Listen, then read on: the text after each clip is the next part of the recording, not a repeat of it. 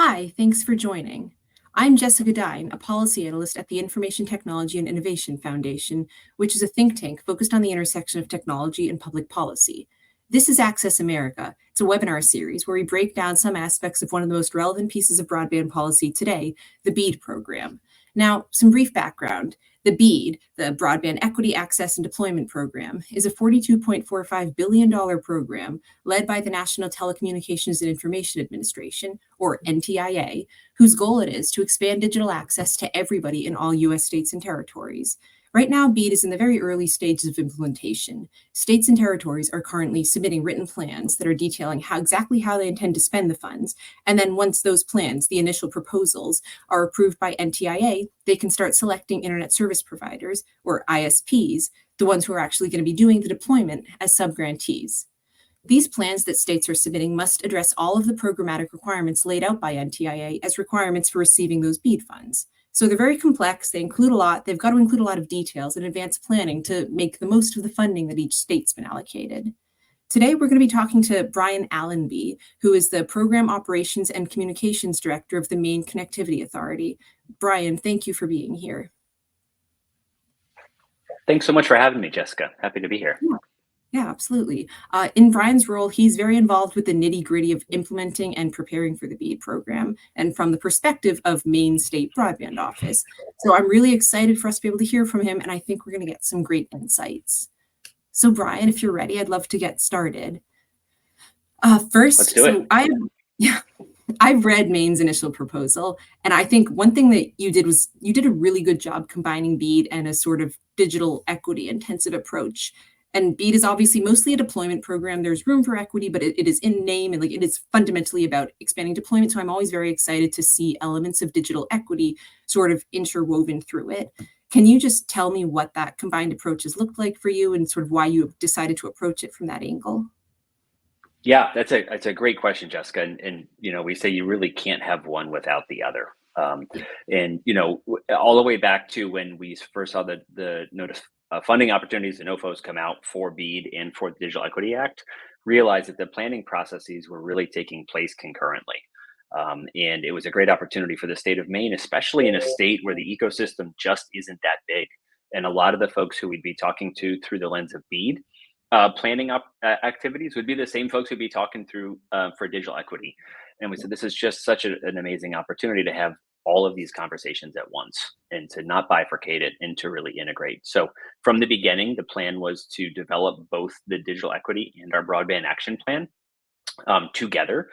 And so all of the outreach, all of the surveying, all of the public engagement, all of the comment sessions, all of those were done collectively in an integrated fashion. And it really, I think at the end of the day, what it resulted with was a digital equity plan that was informed by, that certainly could point to really specifics around the needs around access and access to digital infrastructure that will be enabled through BEAD, and a BEAD plan that spoke to not just providing that access to that infrastructure, but all of the accompanying digital equity elements, digital skills, devices, affordability, that are really necessary to make the most of the investment through BEAD.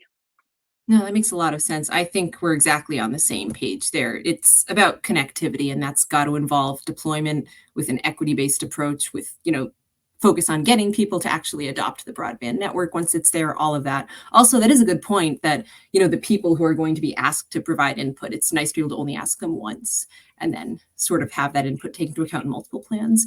So thanks, that's helpful. I have also seen that Maine's been great about sort of building collaborative structures that take into account the fact that broadband's multifaceted.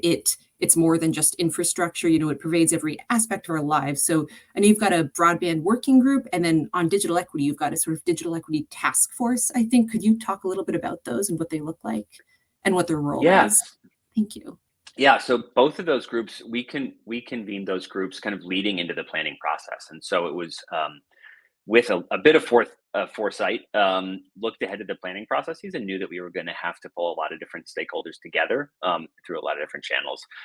Specifically on the broadband working group, there's so many other good state agencies working in Maine already, right? Whether it's Maine DOT or Maine Department of Environmental Protection, Maine Department of Economic Community Development. These are partners of ours, right? And so convening the broadband working group to hear and understand and be able to integrate their need for broadband and digital equity across the state and make sure that that's reflected in our planning was crucial for us. And we'll continue to partner with them as we look at the deployment of the funds. And you'll see it if you look at our BEAD initial proposal, volume 2, where we outlined some of the non-deployment activities that we propose getting to after those and underserved locations are funded, and after we address community anchor institutions. We actually go right back to those organizations, some of those organizations that are in the broadband working group, with additional funding to continue those partnerships. And so the BEAD program gives us, we hope we can get there. We don't know exactly how the funding will net out, but we're very hopeful that we can continue that really positive relationship on the broadband working group. On the digital equity task force side, that was one of the first groups we convened, and I should know, want to give full credit to Maggie Drummond Ball and Jessica Perez and the folks who really drive that on our team. It was one of the first groups we convened, and it's actually in the process of transitioning to a digital equity coalition. So it's been primarily driven by MCA, with certainly a ton of collaboration from amazing partners around the state.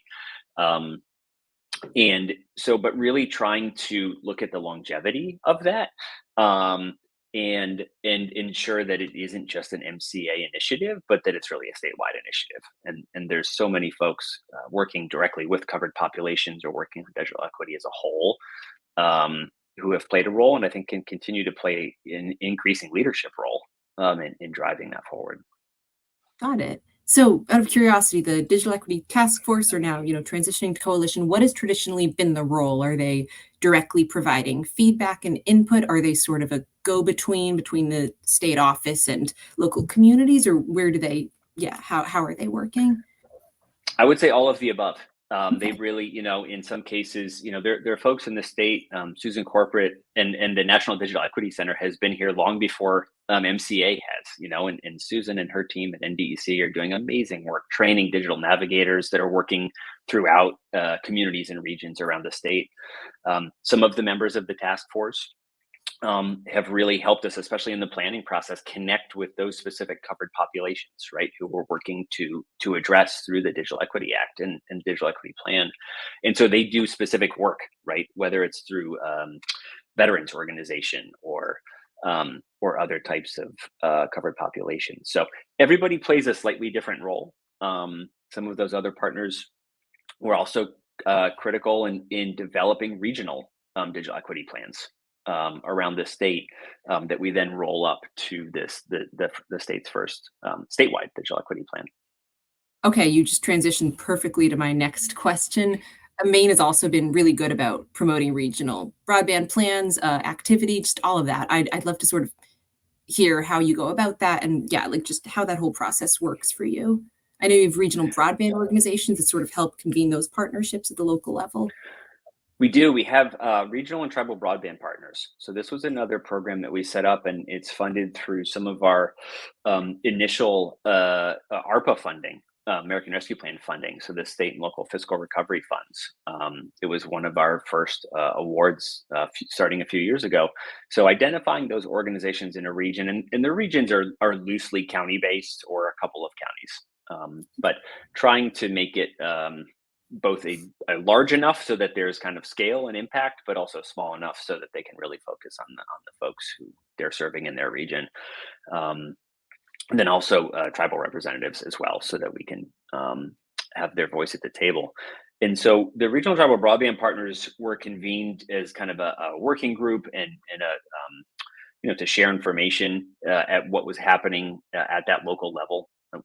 There's a history of municipally and community driven broadband in Maine. And so to help try to start rolling those up beyond just an individual community, but to start helping those communities communicate with each other, maybe build a project out across a few communities or a region. Regional tribal broadband partners were also critical in our broadband planning efforts, both for the DE plan and for the BEAD planning, because they helped convene a lot of the focus groups and do a lot of that outreach at that kind of in between level.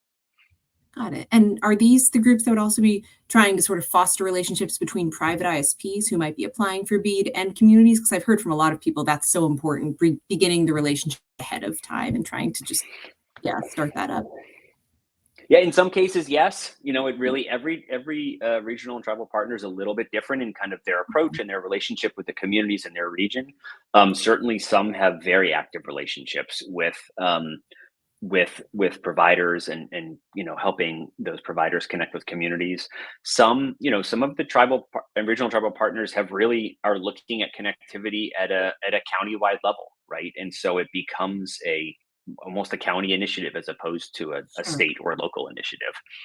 So the roles really vary, and what we've tried to do is create a framework where they can plug in, and we can help provide them with the baseline resources and help connect them with each other, but at the same time help them identify what it is they need to do in their region to be most impactful. So on supplying them with resources, I know you've created a knowledge repository that's sort of meant to help empower communities with the different knowledge that they're going to need. Can you talk a little bit about that? Sure. So we've started our resource exchange, and I will note the first module that's been created is really to help support the BEAD state-led challenge process. So Sure. that's what exists right now. We do have plans to use that existing framework and that structure to support things like provide backend support for municipally owned networks. Right, once a community and an ISP partner together, what does it look like 2 years down the road, 5 years down the road, as municipalities continue to operate those networks?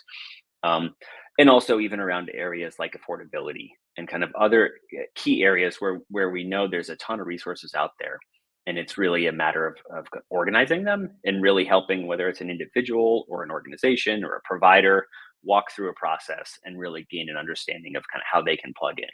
So the resource exchange, um, kind of a living resource on our website right now, and it's been really fun process to start going through with the statewide challenge process for BEAD, which there's so much content there. It was a great place to get started on it, and it helped us wrap our heads around what organizing content and resources in a useful, helpful way would look like. Great. Now we have got a few minutes left. I'd actually like to shift gears a little bit and turn to tech neutrality. And now tech neutrality is this idea that we've got to use all of the technologies on the table if we really want to connect everyone. And I know that Maine has taken an approach that is pretty creative, that's called the Jumpstart Initiative. So could you talk a little bit about that and I guess how that's playing into what you're doing with BEAD? Sure. From the beginning, in Maine is a rural state, right? And as our president, the MCA's president Andrews off says, we are a big state with not a lot of people. And this is all relative because this is East Coast big with not a lot of people, and I was just at a conference with a bunch of West Coast people, and it's a whole other scale out there. But the terrain, the topography, what Maine is made of does not necessarily lend itself to running fiber all over the entire state, especially given the remote nature of some of these locations and just the lack of density. And so, as we look at investments like BEAD or our American Rescue Plan funding, really have to be thoughtful about how do we make the most of that to ensure that everybody has an option for connectivity.